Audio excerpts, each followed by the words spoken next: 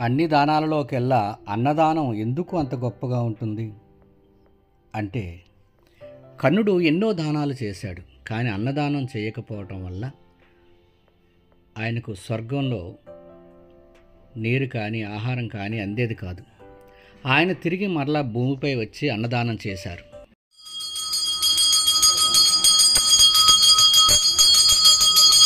అంత శక్తి అన్నదానానికి ఉంది గనకే అన్నదానం అందరూ చేయాలి. ఎందుకంటే సూక్ష్మంలో మోక్షంగా మరి ఏదైనా పరిష్కారం కలగాలంటే, ఏ సమస్య అయినా తొలగాలంటే అన్నదానం ఒక్కటే.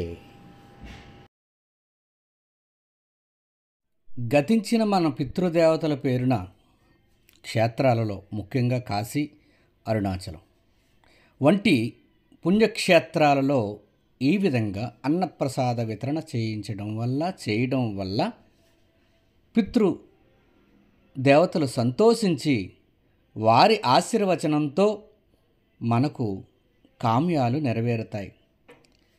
పితృదోషం ఉంటే తొలగుతుంది.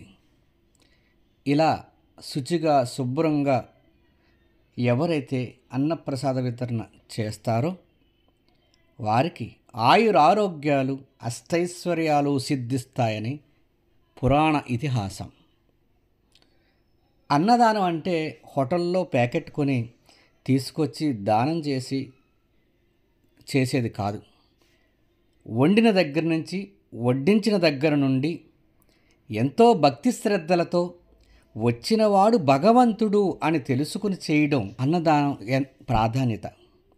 అటువంటి అన్నప్రసాద వితరణ ఎక్కడైతే జరుగుతుందో మీ విరాళం వల్ల మీకు తిరిగి మీ ఇంటికి పుణ్యంగా మీ గడప తొక్కుతుంది.